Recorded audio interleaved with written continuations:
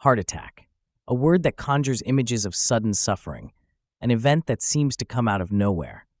But what if this seemingly sudden heart attack is actually the culmination of a long development, often spanning decades? What if the course for this moment is set much earlier, long before the first symptoms become noticeable? Today, we embark on a search for clues that goes far beyond the well-known cholesterol level. It's a journey into the depths, revealing a complex interplay of factors that influence our heart. Our goal is clearly defined: to provide you with the knowledge to actively protect and influence the health of your heart. The journey through the history of heart health is like an expedition through a labyrinth, paved with errors, but also groundbreaking discoveries. For a long time, scientists groped in the dark when it came to understanding heart disease. While cholesterol was identified as a factor, the complex interactions between our diet, our lifestyle, and the health of the heart remained largely hidden, like an undiscovered continent. In the 1950s, a man entered the scientific stage who would revolutionize research: Ancel Keys. With his groundbreaking 7 countries study, he meticulously investigated the connection between eating habits and the occurrence of heart disease in different cultures. His conclusion seemed clear and quickly became dogma. A high consumption of saturated fats was associated with an increased rate of heart attacks. This finding had far-reaching consequences and resulted in a worldwide recommendation to drastically reduce the consumption of these fats. But, as so often happens in science, only in retrospect, in the light of new research results, was the whole truth revealed. Key's study, groundbreaking as it was, had methodological weaknesses. He had selectively chosen countries to support his hypothesis, neglecting other potentially equally important factors, such as the consumption of sugar and refined carbohydrates. This led to a decades-long demonization of fats, while sugar and highly processed carbohydrates were wrongly underestimated, a momentous error whose effects are still felt today. The food industry, always looking for new sales markets, reacted to the required fat reduction with a fatal move. It increasingly replaced fat with sugar to preserve the taste of the products. In addition, there were the trans fats, which initially touted as a supposedly healthy butter substitute in the early days of margarine production, later turned out to be a serious health hazard. Trans fats are created during the industrial hardening of vegetable oils and have a particularly negative effect on blood lipid levels. This historical development is a powerful lesson, a teaching piece of scientific history. It shows us that science is a continuous, dynamic process in which simple answers are rare. It challenges us to constantly question established truths and teaches us humility in the face of the ever-growing but still incomplete knowledge. These insights are of timeless relevance because they underscore the immense importance of prevention, education, and a balanced lifestyle, factors that allow us to actively shape our destiny and not passively suffer it. Let us now turn to the heart itself, this tireless engine that keeps us alive, this marvel of nature. Imagine a muscle, barely larger than your clenched fist, beating incessantly, minute after minute, day after day, for a lifetime, without pause, without fatigue. Its task, to supply your entire body with the life-giving blood and the oxygen it contains, every cell, every organ. This vital organ is enveloped by a protective sac, the pericardium, like a precious jewel in a box. The outer layer of this sac, the epicardium, consists mainly of fatty tissue, which serves as a buffer and energy store. The heart itself is a 3-layered masterpiece of evolution. The epicardium on the outside, the endocardium on the inside, which lines the heart chambers, and in between the myocardium, the powerful muscle layer that is responsible for the actual pumping work. A heart attack, in medical terms called myocardial infarction, is the death of heart muscle tissue. The cause, an acute lack of oxygen in a part of the heart muscle. But how does this life-threatening lack of oxygen come about? This is where atherosclerosis comes into play, a creeping, insidious process that often develops unnoticed in the body for years, if not decades. Imagine your arteries, the blood vessels that transport blood away from the heart, as a network of water pipes. Over time, deposits accumulate on the inner walls of these pipes, fats, cholesterol, calcium, which settle there, similar to limescale deposits in a water pipe. These deposits, also called plaques, gradually narrow the diameter of the arteries and thus impede the free flow of blood, like a dam impedes a river. These plaques are more than just passive obstacles that slow down the blood flow. They are like ticking time bombs that can rupture at any time, unstable structures. If such a rupture occurs, a damage to the plaque surface, the situation becomes acute and life-threatening. Imagine that the already narrowed pipe is suddenly completely blocked by a plug. This exact scenario plays out in a plaque rupture. A blood clot, a thrombus, forms at the site of the tear and completely closes the artery, like a cork closes a bottle. The subsequent heart muscle, which should have been supplied with oxygen by this vessel, now receives no more oxygen and begins to die irreversibly within a very short time. Particularly feared is the so-called widowmaker, a blockage of the left anterior descending artery, in technical jargon called LAD, left anterior descending. The dramatic, almost macabre name comes from the fact that the LAD supplies a large part of the heart muscle, especially the left ventricle, with blood. A blockage in this area is like a large-scale power outage that massively impairs the vital pumping function of the heart, an acute, life-threatening situation. What factors now promote the development of atherosclerosis and thus increase the risk of a heart attack? Some of these risk factors are certainly familiar to you, but let's look at them in detail. A high LDL cholesterol level, often referred to as bad cholesterol, contributes significantly to plaque formation. LDL cholesterol transports cholesterol from the liver to the body's cells. If there is too much LDL cholesterol in the blood, it can deposit in the artery walls and trigger inflammatory reactions that promote plaque formation. High blood pressure, medically known as hypertension, damages the inner walls of the arteries, the so-called endothelium, similar to how excessive pressure in a water system damages the pipes. The constant pressure creates small cracks and injuries in the vessel wall, providing an ideal target for deposits. Smoking acts as a direct attack on the blood vessel walls and promotes both plaque formation and the formation of blood clots. The pollutants contained in tobacco smoke damage the endothelium, promote inflammation, and increase the stickiness of platelets, which promotes the formation of blood clots. Obesity and diabetes, both metabolic diseases, significantly accelerate the process of atherosclerosis. Obesity often leads to elevated blood lipid levels and high blood pressure, while diabetes is associated with damage to the blood vessels. In diabetes, the blood sugar level is chronically elevated, which leads to a glycation of proteins and fats, which then deposit in the vessel walls and promote inflammation. A family history also plays a role. If heart disease is common in your family, your own risk of developing the disease is increased. This is partly due to genetic factors that affect metabolism and vascular health, but also to shared lifestyle habits within the family. But there is another risk factor that is often underestimated, a silent player in the orchestra of heart health: the kidneys. The kidneys are far more than mere filter organs that cleanse the body of waste products. They are the secret conductors of blood pressure and have a close reciprocal relationship with the heart. With each heartbeat, about 20 to 25% of the total blood volume flows through the kidneys, a tremendous proportion. High blood pressure means an enormous burden for the kidneys, like a constant storm for a small boat. And vice versa. Impaired kidney function, in turn, increases the risk of heart disease, as the kidneys play an important role in regulating blood pressure and fluid balance.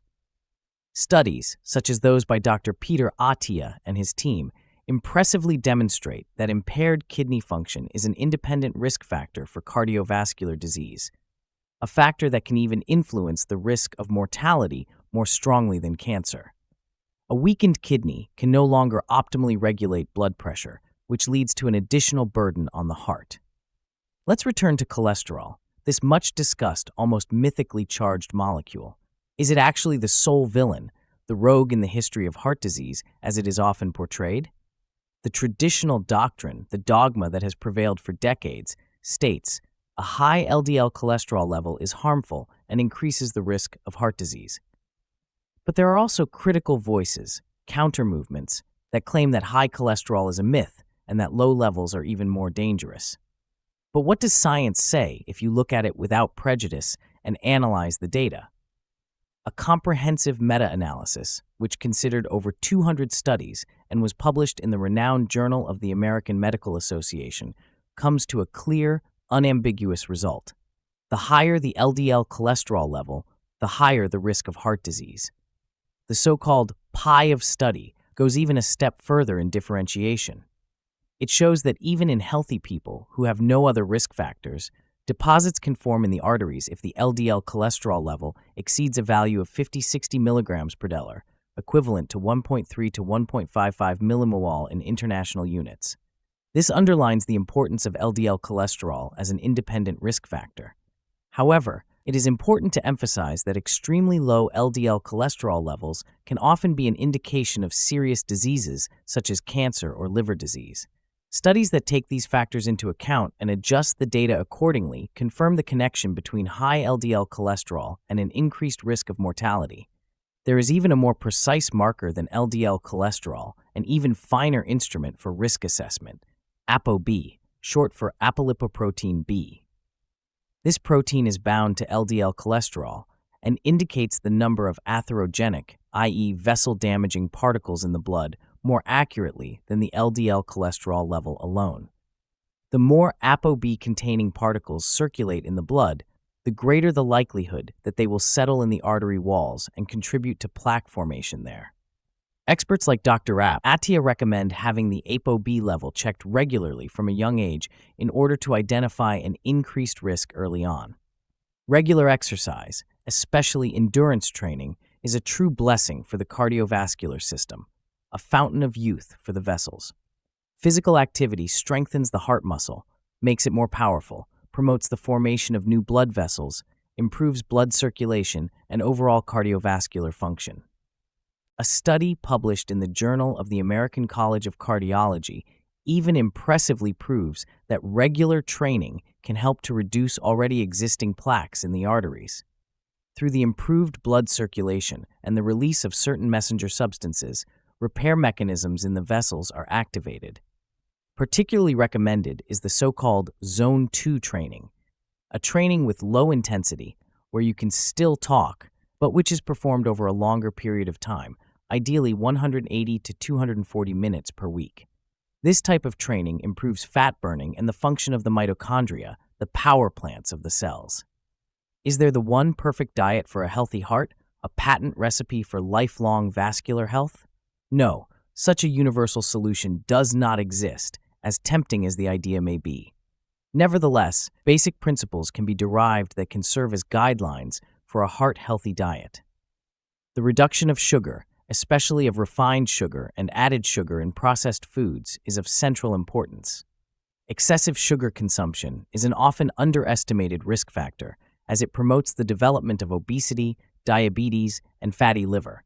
Sugar promotes inflammatory processes in the body, increases triglyceride levels in the blood, another type of blood fats, and can promote insulin resistance, which in turn promotes the development of diabetes.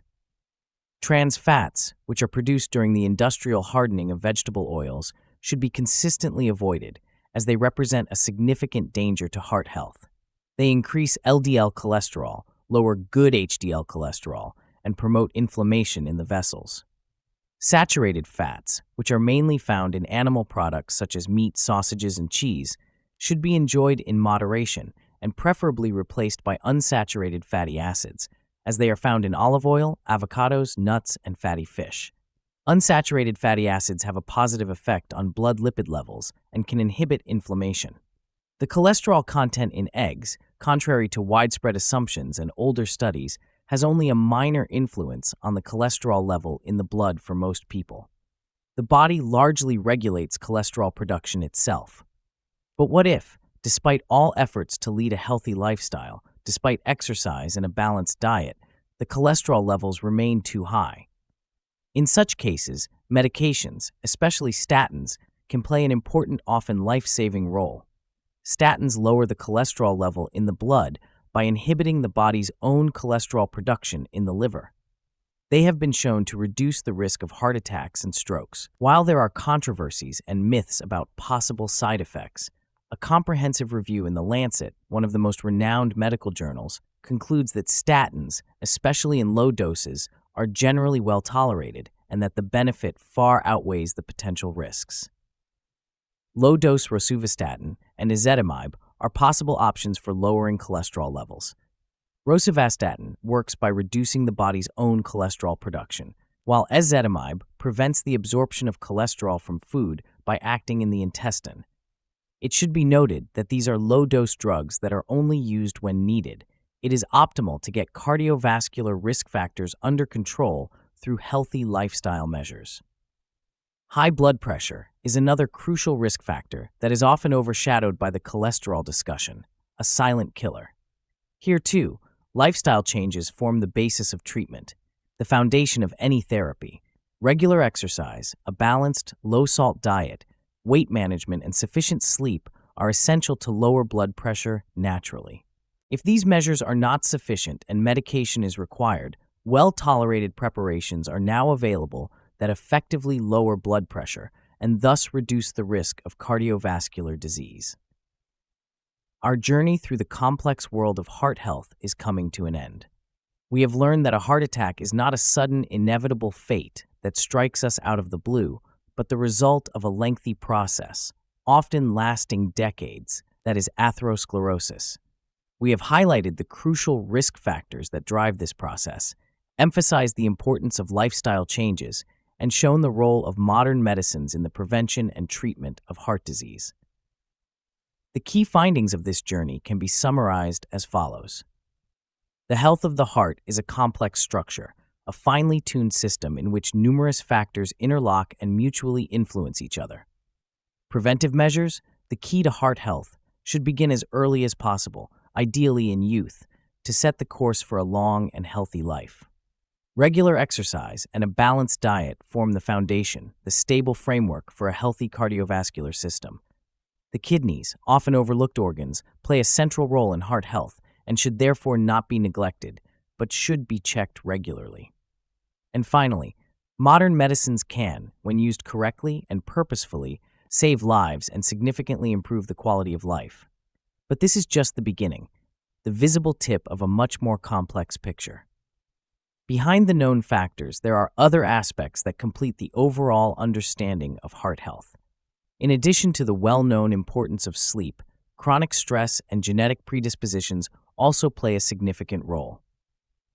Restful and high-quality sleep not only improves mental performance, but also actively supports the regeneration of the heart. During sleep, blood pressure drops, which allows the heart muscle an important recovery phase. Likewise, regular monitoring of kidney function, similar to monitoring cholesterol levels, provides valuable information about overall health. I hope this journey through the many facets of heart health has opened up new perspectives for you and inspired you to take active responsibility for your well-being. Your heart, as a unique organ and a true marvel of nature, deserves to be treated with sound knowledge and the utmost care. If you enjoyed this post, we invite you to subscribe to our channel and activate the bell so that you don't miss any more exciting insights into the world of health. Share your thoughts, your questions, and your personal experiences in the comments. We look forward to exchanging ideas with you to a lively discussion. The links to the studies mentioned, the scientific evidence for our statements, can be found in the description. We wish you a long, healthy, and happy life from the bottom of our hearts. Until next time.